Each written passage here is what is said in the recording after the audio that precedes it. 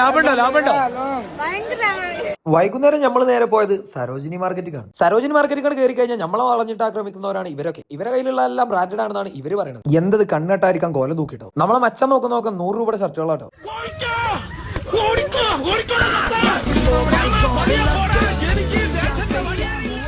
മാർക്കറ്റിന് പുറത്ത് സ്ട്രീറ്റിലും റോഡും വെച്ച് കച്ചവടം ചെയ്യുന്നവർ പോലീസിന് കാണുമ്പോൾ ഓടുന്നതാണ് ഈ കാണുന്നത്. ഇവളെ വാരിക്കൂട്ടിൽ കണ്ടത് വെറുതെ ഇടുന്നത് തോന്നുന്നു. വാലന്റൈൻസിനൊക്കെ വരുന്നോണ്ട് തന്നെ മച്ചാന്റെ ഗേൾഫ്രണ്ടിന് വേണ്ടിയിട്ട് ഡ്രസ്സ് തരാം കേട്ടോ. ഇത് 50-90 രൂപയൊക്കെയാണ് ഗേൾസിന്റെ ഡ്രസ്സ് ഇവിടെ കിട്ടുന്നത്. നമുക്ക് പിന്നെ വാങ്ങിക്കൊടുക്കാൻ ഗേൾഫ്രണ്ട് ഇല്ലാത്തതുകൊണ്ട് തന്നെ നമുക്ക് ഒരു 250 രൂപ ജാക്കറ്റ് 150 രൂപയ്ക്ക് ബാർഗൻ ചെയ്ത് മേടിച്ചു. വെറും 250 രൂപ കേട്ടോ. ബോയ്സിന് ഗേൾസിന്റെ കിടിലം ക്വാളിറ്റി ജീൻസ് പാന്റ് ഇവിടെ കിട്ടുന്നത്. മുതലാളിക്ക് ഭ്രാന്തായത് തോന്നുന്നു. ജീൻസിന്റെ ഷർട്ടൊക്കെ 100 രൂപ കൊടുക്കുന്നത്. സരോജിനി മാർക്കറ്റിന്റെ പുറത്ത് 2 കുട്ടി സംരംഭകർ നടത്തുന്ന ചായക്കടയാണ് ഇത്. നല്ല കിടിലം ചായയും ബിസ്ക്കറ്റും ഒക്കെ അവിടെ കിട്ടും. ഞാൻ വീഡിയോ എടുക്കുന്നുണ്ട്. ഏതോ വലിയ വ്ളോഗറാന്ന് വിചാരിച്ചു ഇന്ത്യക്ക് ഓട്ടോഗ്രാഫ് ഒക്കെ വാങ്ങി. എനിക്ക് അങ്ങോട്ട് പൊലിവായി. സരോജിനി മാർക്കറ്റിന്റെ നടുക്കൂടെ ഡ്രസ്സ് മാത്രമല്ലോ, അതിന്റെ ഇടയിൽ നമുക്ക് നല്ല ഫ്രഷ് ഫ്രൂട്ട്സും അവിടെ വാങ്ങാൻ കിട്ടും.